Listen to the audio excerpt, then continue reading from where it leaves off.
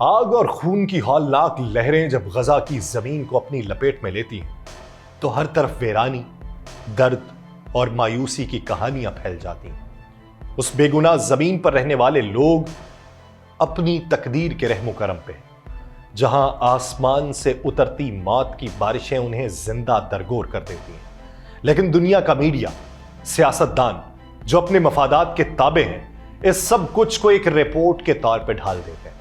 اسرائیل اور امریکہ کی حمایت نے غزہ کے بے گناہ عوام کو مزید گہرے اندھیروں میں دھکیل دیا ہے اور ان کی آہیں سننے والا کوئی نہیں۔ دوسری جانب جب امریکہ میں لگی آگ نے لاکھوں ایکڑ زمین کو اپنی گرفت میں لیا تو دنیا نے تب بھی خاموشی اختیار کی۔ کیا یہ سب ایک قدرتی آفات کا نتیجہ تھا یا انسانوں کی بے حسی؟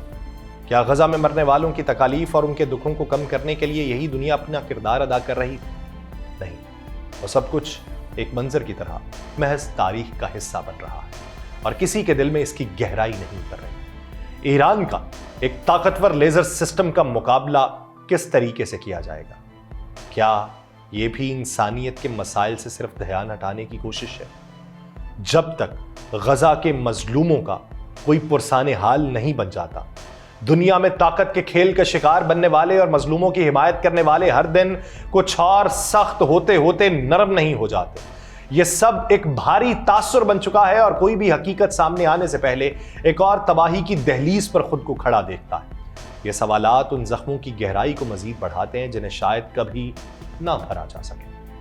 آپ سب پر سلامتی ہو، میں یاسر رشید ہوں اور آپ دیکھ رہے ہیں 92 ڈیجیٹل۔ ناظرین، غزہ کے ساحلوں پر جو کبھی زندگی اور سکون کی علامت ہوا کرتے تھے، آج وہ جنگ کی بھیانک یادگار بن چکے ہیں۔ وہاں کے نیلے پانی اور نرم ریت پہ اب لاکھوں خیمے نصب ہیں جہاں وہ لوگ ٹھہرے ہوئے ہیں جنہیں اپنی زندگیوں کا سب سے مشکل فیصلہ کرتے ہوئے اپنے گھروں کو چھوڑنا پڑا تھا۔ جنگ کی تباہی نے ان ساحلوں کو اجڑنے پر مجبور کر دیا اور ان خیموں کے درمیان انسانی المیے کی کہانی لکھی جا رہی ہے۔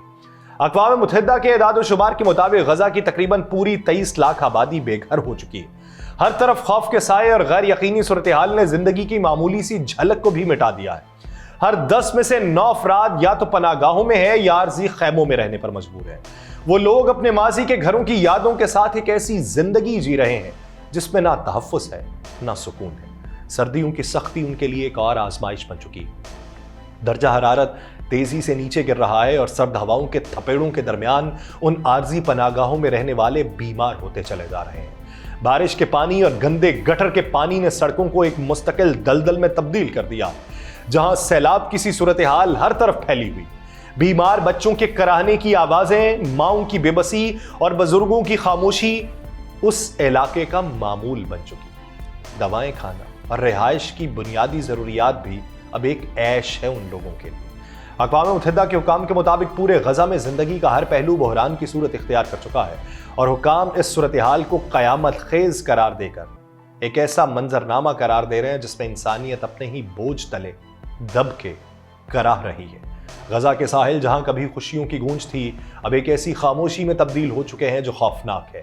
یہ خیمے، یہ پریشان حال لوگ اور یہ قیامت خیز صورتحال اس دنیا کے لیے ایک سوال ہے کہ کب تک انسانیت کو ان امتحانات کا سامنا کرنا پڑے گا۔ جنوبی اور وسطی غزہ میں ایک عجیب سی بے بسی کی کیفیت چھائی ہے۔ فلاحی اداروں کے باہر لمبی قطاروں میں کھڑے لوگ جن کے چہروں پر بھوک اور مایوسی کی داستان رقم ہے، اپنی باری کا انتظار کرتے ہیں کہ شاید آج ان کے ہاتھوں میں کھانے کا کچھ حصہ آ جائے۔ یہ منظر جہاں قطاروں میں لگی امید اور بے بسی ایک ساتھ جھلکتی ہے، ایک ایسی کہانی کا خلاصہ ہے جس میں زندگی کی بنیادی ضروریات کے لیے جنگ لڑی جا رہی ہے۔ خان یونس کی ایک رہائشی ہے سلوہ ابو نمر، جو کئی دنوں سے ان قطاروں کا حصہ تھی۔ وہ اپنی بے بسی کو بیان کرتے ہوئے رونے لگتی ہے۔ وہ کہتی ہے، جب یہاں بارش ہوتی ہے تو ہم بھیگ جاتے ہیں اور ہمارے پاس نہ آٹا ہے، نہ کھانا، نہ پینے کے لیے کچھ، اور نہ ہی کوئی ایسی جگہ جہاں سر چھپایا جا سکے۔ اس کے الفاظ جن میں درد اور بے کسی کی گونج ہے اس خطے کی سچائی کو عیاں کرتے ہیں۔ وہ کہتی ہے، میں یہ کیا زندگی جی رہی ہوں، میں اپنے بچوں کی بھوک مٹانے کے لیے در در بھٹک رہی ہوں۔ اس کا ہر جملہ اس حقیقت کا عکاس ہے کہ جنگ اور تباہی نے انسانیت کے لیے کتنے اندوہناک حالات پیدا کیے۔ وہ منظر جہاں بھوک اور بارش کی سردی ایک ساتھ غریبوں کو ڈراتی ہے، اس حقیقت کو اجاگر کرتا ہے کہ غزہ میں زندگی کے ایسے امتحان میں تبدیل ہو چکی ہے جہاں ہر دن زندہ رہنے کی جد و جہد کا نام ہے۔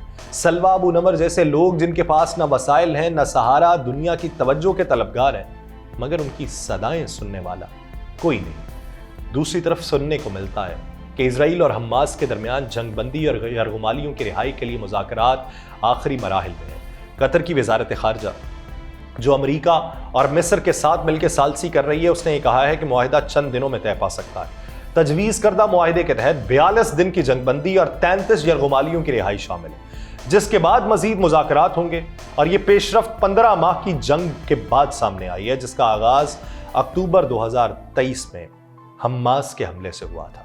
امریکی صدر ڈونلڈ ٹرمپ کی دوبارہ انتخابی کامیابی اور اس کی جانب سے یرغمالیوں کی رہائی کے مطالبے نے کہا جاتا ہے ان سفارتی کوششوں کو تیز کیا، اور قطر نے اپنا کردار ادا کیا۔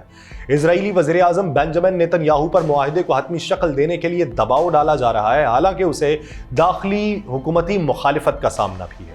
حماس نے جنگ بندی اور یرغمالیوں کی رہائی کے لیے ایک مسودہ معاہدہ قبول کر لیا ہے، لیکن اس کے لیے اسرائیلی کابینہ کی منظوری درکار ہے۔ تجویز کردہ معاہدہ 3 مراحل پر مشتمل ہے۔ پہلے مرحلے میں یرغمالیوں اور فلسطینی قیدیوں کا تبادلہ ہوگا، دوسرے مرحلے میں انسانی امداد میں اضافہ ہوگا اور اسرائیلی افواج کا غزہ سے انخلا ہوگا، تیسرے مرحلے میں یرغمالیوں کی باقیات کی واپسی اور غزہ کی تعمیر نو کے لیے طویل مدتی منصوبہ ہوگا۔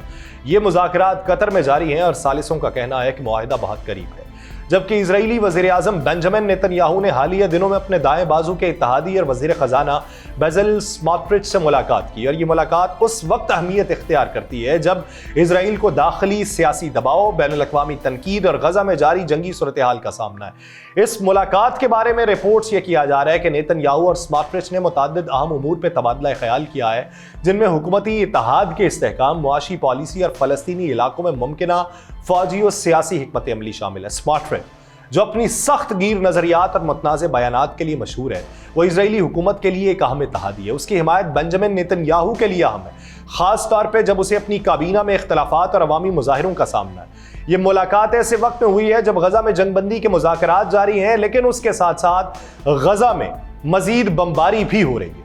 سموٹرچ کو عام طور پہ سخت پالیسیز کا حامی سمجھا جاتا ہے۔ نیتن یاہو اور سموٹرچ کے درمیان یہ ملاقات حکومت کے داخلی سیاسی ماحول پہ کیا اثر ڈالے گی، خارجہ پالیسی میں کیا تبدیلی آئے گی، یہ دیکھنا باقی ہے۔ لیکن دوسری طرف فلسطینی وزارت خارجہ نے اسرائیل کی طرف سے غزہ کو مغربی کنارے سے منقطع کرنے کے منصوبوں کی شدید مذمت کی۔ فلسطینی حکام کے مطابق یہ اقدامات فلسطینی علاقوں کو جغرافیائی طور پہ تقسیم کرنے کی ایک منظم کوشش ہے، جس کا مقصد 2 ریاستی حل کے امکانات کو مزید کمزور کر دینا ہے۔ اسرائیلی حکام کی جانب سے اس منصوبے کے بارے میں کوئی سرکاری بیان سامنے نہیں آیا، لیکن فلسطینی حکام اور انسانی حقوق کے ادارے طویل عرصے سے اس بات کے اوپر زور دے رہے ہیں کہ اس طرح کے اقدامات نہ اپنائے جائیں جو مستقبل میں غزہ جو 2007 سے ناکہ بندی کا شکار ہے، وہ مستقبل میں پھر سے چیک پوائنٹس کے ذریعے اس کو محدود کر دیا جائے۔ لیکن دوسری جانب غزہ کی موجودہ جنگ کے دوران اسرائیلی فوج نے جنگی حکمت عملی کے دوران کواد کاپٹر ڈرونز کا استعمال بڑھا دیا ہے۔ ان ڈرونز کو غزہ میں عام شہریوں کے علاقوں میں تعینات کیا جاتا ہے، جس کی وجہ سے مقامی آبادی خوف اور مشکلات کا شکار ہو جاتی ہے۔ انسانی حقوق کے ادارے اور فلسطینی حکام ان ڈرونز کے کردار پہ گہری تشویش کا اظہار کرتے ہیں، کیونکہ یہ شہریوں کو محصور کرنے اور ان کی نقل و حرکت کو محدود کرنے کے لیے استعمال ہوتے ہیں۔ کواد کاپٹر جو ہے، یہ ڈرونز عام طور پہ چھوٹے اور تیز رفتار ہوتے ہیں، شہری علاقوں کے اوپر گشت کرتے ہیں، مشتبہ اہداف کی نشاندہی کرتے ہیں، اور یہ ڈرونز نہ صرف نگرانی کے لیے استعمال ہو رہے ہیں بلکہ بعض اوقات چھوٹے ہتھیاروں یا گیس کے شیل سے حملے بھی کیے جاتے ہیں، جس کی وجہ سے مقامی لوگوں کو اپنی رہائش گاہیں چھوڑنے پر مجبور کیا جاتا ہے۔ لوگ خود کو گھروں میں محصور ہوا پاتے ہیں۔ کواد کاپٹرز جو ہیں، اسرائیل کے مطابق حماس کے لوگوں کی نقل و حرکت کو محدود کرنے کے لیے یا اس پہ نگرانی کرنے کے لیے استعمال کیا جا رہا ہے، لیکن شہری علاقوں میں فوجی ڈرونز کا استعمال جو ہے، یہ بین الاقوامی سطح کے اوپر بھی ایک سوالیہ نشان بنا ہوا ہے۔ دوسری طرف اسرائیل اور حماس کے درمیان جاری جنگ کو ختم کرنے کے لیے 3 مراحل جو ہیں، اس کے اوپر تو غور ہے، لیکن ان 3 مراحل میں کیا یہ ساری صورتحال بھی مد نظر رکھی جائے گی کہ جس سے مزید دباؤ کو بڑھانے کے لیے تگ و دو ہو رہی ہے؟ ادھر ایران کی حمایت یافتہ 3 تنظیمیں، حماس بھی، حزب اللہ بھی، یمنی حوثی بھی، ایران نے ایک انتہائی طاقتور لیزر ڈیفنس سسٹم تیار کیا جو نہ صرف اس خطے میں فوجی توازن کو متاثر کر سکتا ہے بلکہ اسرائیل اور امریکہ جیسے ممالک کے لیے بھی ایک بڑا چیلنج بن سکتا ہے۔ اطلاعات کے مطابق ایران نے اس نظام کو اپنی اہم تنصیبات اور اسٹریٹجک مقامات پہ نصب کیا ہے، جس سے اس کی دفاعی صلاحیت میں بے پناہ اضافہ ہوا ہے۔ یہ لیزر ڈیفنس سسٹم جدید ٹیکنالوجی پر مبنی ہے جو ڈرونز، میزائلز اور دیگر فضائی خطرات کو ہدف بنانے اور تباہ کرنے کی صلاحیت رکھتا ہے۔ ایرانی حکام یہ کہتے ہیں کہ یہ نظام نہایت مؤثر ہے اور دشمن کے کسی بھی حملے کو ناکام بنانے کے لیے تیار ہے۔ اس کے علاوہ یہ لیزر سسٹم روایتی دفاعی ٹیکنالوجیز کے مقابلے میں زیادہ کم لاگت اور مؤثر ہے، جس کی وجہ سے یہ خطے میں ایک بڑا گیم چینجر بھی ثابت ہو سکتا ہے۔ ایران کے اس اقدام پر اسرائیل اور امریکہ دونوں کی جانب سے شدید رد عمل متوقع ہے، لیکن ایران کے مزید طاقتور ہونے پہ امریکہ اور اسرائیل کی طرف سے کیا پیغام ہوگا اور ایران انہیں کیا دو ٹوک پیغام دے گا، یہ دیکھنا باقی ہے۔ مجھے دیجیے اجازت، اللہ نگہبان۔